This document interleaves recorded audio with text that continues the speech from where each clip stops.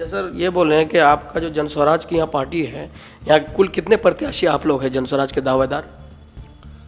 देखिए, यहाँ दावेदार तो 2-3 प्रत्याशी हैं हमारे साथ साथ, और सब अपना अपना दावेदारी पेश किया है। और लेकिन मुझे पूरी उम्मीद है कि मेरी दावेदारी मजबूत है। मैंने 15 साल से जनता के लिए संघर्ष किया है, अपनी नौकरी को छोड़ करके हर आंदोलन में, चाहे वो बाढ़ का अस्थायी समाधान हो, नदी कटाव का अस्थायी समाधान हो, पुल पुलिया को लेकर के हो, बिजली का आंदोलन हो, चाहे महनूर का रेप हत्याकांड में उसको न्याय दिलाने का मामला हो, कोई भी कोरोना काल हो, हर तरह का आज मैं 15 साल से लगातार जनता के लिए संघर्ष कर रहा हूँ, जनता के बीच जा रहा हूँ, जनता की आवाज़ को सुन रहा हूँ। जब कोई भी जनता मुसीबत में होती है, मुझे फ़ोन कॉल करता है, तो एज पॉसिबल एज हम उनकी मदद करने की कोशिश करते हैं। तो इन सब समस्याओं, ये संघर्ष को देखते हुए, और हर जनता, कदवा की जनता जितना मुझे प्यार करती है, कदवा नहीं बल्कि पूरे सीमांचल की जनता जो प्यार मोहब्बत और जो सपोर्ट कर रही है, इन सब को देखते हुए पार्टी अच्छा निर्णय लेगी। और मुझे पूरी उम्मीद है कि पार्टी मुझे मौका देगी और हम लोग चुनाव लड़ेंगे। अच्छा, एक सवाल और भी है सर, जो जन स्वराज जो एक परिवार लाभ कार्ड जो बना रही है, ये जो 10-10 रुपया ले रही है, इसका क्या मकसद है? देखिए, परिवार लाभ कार्ड बनाने के लिए कोई पैसा नहीं है, उसमें एक है, उसके साथ साथ एक मेंबरशिप बनता है। मेंबर, अगर पार्टी का प्राथमिक सदस्य, प्राइमरी मेंबर आप बनना चाहते हैं, वो इच्छा से है। कोई कहते हैं कि रबुल जी हम बनेंगे मेंबर, आप बनिए। तो कोई, हर पार्टी अपना अपना एक शुल्क तय किया है। उसको मेंबर बनने के लिए, अगर आप मेंबर बनना चाहते हैं, वो जोर जबरदस्ती इसमें नहीं है। आप अपना इच्छा से, आप अपना मनपसंद से आप उसमें मेंबर बनिए। तो उसमें 10 रुपये का शुल्क है मेंबर बनने के लिए। लेकिन अगर कोई चाहता है कि मेंबर नहीं बनेंगे, हम सिर्फ कार्ड बनाना चाहते हैं, कार्ड फ्री ऑफ कॉस्ट बनाया जा रहा है। ऐसा कहीं तो जनता को लोभ दिया जा रहा है ना कि 20,000 रुपया मिलेगा। ऐसे तो बीजेपी भी दावा किए थे जब 15 लाख मिलेंगे, तो ये जुमला ही रह जाता ना सर। देखिए, यही तो फर्क है।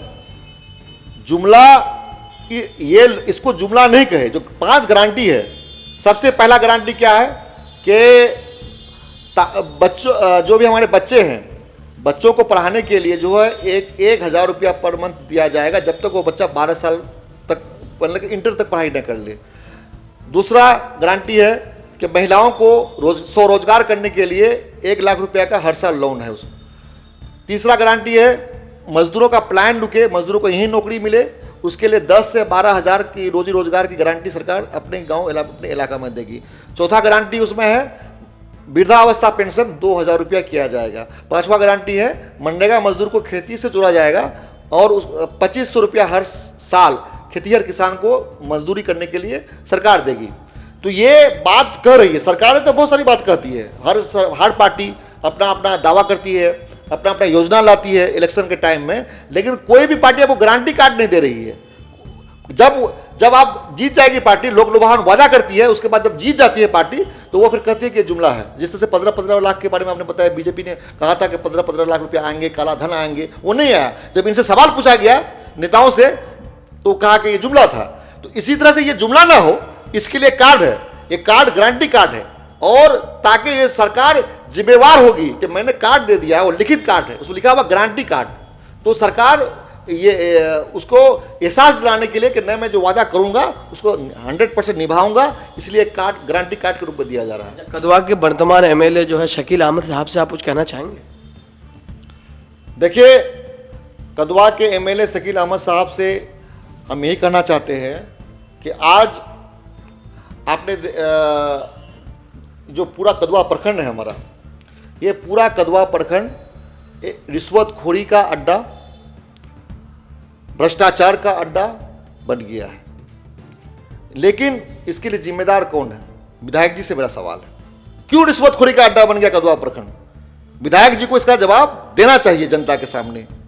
आज तक एक भी डिग्री कॉलेज हमारे कदवा प्रखंड में क्यों नहीं खुला? इसका जवाब विधायक जी को देना चाहिए। आज तक कोई भी ऐसा अस्पताल नहीं है कि रात के 12 बजे अगर वहां पे किसी को सांप काट ले, हमारे वहां पहुंच जाए अस्पताल में, तो उसको जान बचाया जा सके। क्यों नहीं? कोई भी ऐसा अस्पताल क्यों नहीं खुला जहां एक्सरे से लेकर MRI तक जांच हो, टेस्ट हो? आज तक कोई ऐसा अस्पताल हमारे इलाके में नहीं खुला है। कौन है इसका जिम्मेदार? आज मीनापुर से लेकर दरियापुर तक जाके देखिए, आदमी तो क्या, जानवर को भी चलने में दिक्कत हो रहा है। आज तक वो मीनापुर से लेकर दरियापुर तक बांध का पक्कीकरण और चौड़ीकरण नहीं हुआ। आज तक बलियापुर में प्रखंड नहीं बना। कौन है इसके लिए जिम्मेदार? आज तक मीनापुर में होल्ट में ROB नहीं बना। दरियापुर तैयपुर घाट में आज तक पुल नहीं बना, उच्च स्तरीय पुल, कौन है जिम्मेदार? ये सब जिम्मेदार इसके लिए कहीं ना कहीं हमारे विधायक जी है। इनको ये काम करना चाहिए था। बलिया-बुरलट प्रखंड आज नहीं बनने के कारण लोग खून का आंसू पी रहा है, लोगों को चक्कर लगाना पड़ रहा है, 50 किलोमीटर आना, 50 किलोमीटर जाना, लोगों को कितनी परेशानी हो रही है, ये परेशानी मैं बयान नहीं कर सकता हूं। लेकिन विधायक जी ने वादा किया था कि मैं जब विधायक बनूंगा तो फर्स्ट टर्म में ही कि बलिया, सबसे पहले मैं बलिया-बुरलट को प्रखंड नहीं बना। इनका वादा कोड़ी कल्पना ही रह गया, कोड़ी वादा रह गया। ये जनता आज ठगा हुआ महसूस कर रही है। अच्छा, आप यहाँ की जो कदवा विधानसभा की जनता से क्या उम्मीद रखते हैं और क्या कहना चाहते हैं? देखिए, कदवा विधानसभा की जनता से मैं ये उम्मीद रखता हूँ, मैं कहना चाहता हूँ कि मैं आपके घर का लड़का हूँ, आपके घर का बेटा, भाई, भतीजा हूँ और मैं कदवा के लिए लड़ रहा हूँ, मैं अपने लिए नहीं लड़ रहा हूँ। ऊपर वाला ने, अल्लाह ताला ने मुझे बहुत कुछ दिया है, लेकिन मैं चाहता हूँ कि कदवा हमारा एक मॉडल कदवा बने। कदवा के हर बच्चे को एक क्वालिटी एजुकेशन मिले। कदवा के हर महिलाओं के हाथ में रोजगार हो, हर युवा के हाथ में रोजगार हो। कदवा भ्रष्टाचार मुक्त हो। कदवा प्रखंड में, कदवा अंचल कार्यालय में जब लोग पहुँचे तो बिना रिश्वत दिए हुए, बिना सुविधा शुल्क दिए हुए उनका काम हो जाए। जब थाने में पहुँचे बिना पैसा दिए हुए, बिना रिश्वत दिए हुए उनका FIR लिखा जाए। ये सब जो व्यवस्था है, इसको बनाने के लिए लगातार मैं संघर्ष कर रहा हूँ। आज कदवा प्रखंड हमारा बाढ़ का इलाका है, नदी कटाव का इलाका है। एक वाहिद डॉक्टर MR हक ही है। पूरे बिहार में कोई भी नेता आज तक बाढ़ का स्थायी समाधान करने के लिए आंदोलन नहीं किया, जेल नहीं गया, लेकिन डॉक्टर MR हक बाढ़ का स्थायी समाधान के लिए, नदी कटाव का स्थायी समाधान के लिए आंदोलन किया और जेल में 31 दिन रहा। तो मैं आपके लिए लड़ रहा हूँ। बिदरपुर पावर सब स्टेशन नहीं बन रहा था, आज बिदरपुर पावर सब स्टेशन मेरा संघर्ष का नतीजा रहा कि वो बन गया और हमारे इलाके में बिजली मिल रही है। कमलाबाड़ी पावर सब स्टेशन नहीं बन रहा था, आज वो बन चुका और यहाँ के हमारे इलाके के लोगों को घर में बिजली पहुँच रही है। तो मैंने आपके लिए संघर्ष किया है और मैं संघर्ष करता रहूँगा लगातार जब तक हमारा कदवा विधानसभा मॉडल नहीं बन जाता है। लेकिन आपसे मैं कदवा विधानसभा के लोगों से ये कहना चाहता हूँ कि अब वक्त आ गया है बदलने का। कोई भी इलाका, कोई भी कबीला, कोई भी मुल्क तरक्की नहीं कर सकता है जब तक परिवर्तन ना हो। आप एक ही धारा में रहेंगे, एक ही आदमी को या एक ही नेता को बार बार चुनेंगे तो वो हिटलर बन जाएगा। जिस तरह से रोटी होती है तवा में, उस रोटी को अगर आप बार बार उल्टेंगे पुलटेंगे नहीं तो रोटी जल जाएगा। उसी तरह से नेता होता है। नेता को आपने अगर बार बार आप एक ही नेता को आप चुनते हैं तो नेता हिटलर बन जाएगा, उनके तो गरूर आ जाएगा, वो फिर आपके विधानसभा के लिए काम नहीं करेगा, आपके इलाके की समस्या के समाधान के लिए वो गंभीर नहीं रहेगा। इसलिए इस बार मुझे मौका दीजिए और मुझे पूरी उम्मीद है कि आप कदवा की जनता मुझे प्यार, मोहब्बत, आशीर्वाद, दुआ देगी और मैं विधानसभा में अगर मुझे भेजेगी। इसके लिए मैं कदवा की जनता से ये रिक्वेस्ट करता हूँ और दरख्वास्त करता हूँ कि एक बार मुझे मौका दीजिए ताकि आपका बेटा, आपका भाई, आपका लोकल विधायक बन सके। अगर आपका लोकल विधायक बन जाता है तो अगर मैं लोकल हूँ तो लोकल विधायक अगर मैं बन जाता हूँ तो आप मेरे घर पे कभी भी रात के 12 बजे भी मेरे पास पहुँच सकते हैं और आप अपना समस्या का समाधान का निपटारा करवा सकते हैं।